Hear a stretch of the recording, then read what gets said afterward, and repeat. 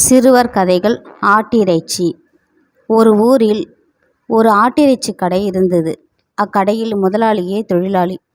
ஒவ்வொரு நாளும் கடையை மூடப்போகும் சமயம் ஒரு திமிர் பிடித்தவன் அக்கடைக்கு வந்து முதலாளியிடம், முதலாளி, மூளை இருக்கா என்று கேட்பான். அதற்கு முதலாளியோ மூளை இல்லை என்றவுடன், என்ன முதலாளி, இன்றும் உங்களிடம் மூளை இல்லையா என்று கிண்டலுடன் கேட்டுவிட்டு செல்வான். இதையே வழக்கமாக கொண்டிருந்த அவன் எப்படியாவது சொற்போரில் தோற்கடிக்க வேண்டும்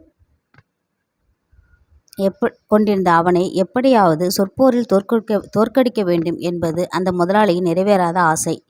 நாட்கள் நகர்ந்தன. ஒரு நாள் அம்முதலாளியின் நன்கு படித்த நண்பன் ஒருவன் அக்கடைக்கு வந்தான். அவனிடம் தன் நிறைவேறாத ஆசை பற்றி முதலாளியும் கூற, அட, இவ்வளவுதானே, நான் பார்த்து கொள்கிறேன் என்று நண்பனும் கூறினான். கடையை மூடப்போகும் சமயம் அத்திமிர் பிடித்தவன் வந்து முதலாளியிடம், முதலாளி, மூளை இருக்கா என்று வழக்கம் போல கேட்டான். அதற்கு முதலாளியின் நண்பன் அவனை பார்த்து, இதுவரை வந்த அனைவருக்கும் மூளை இருந்தது, ஆனால் துரதிர்ஷ்டவசமாக உனக்குதான் இல்லை என்றான். திமிர் பிடித்தவனின் வாடிய முகத்தை பார்த்த கடை முதலாளி மகிழ்ச்சி அடைந்தார்.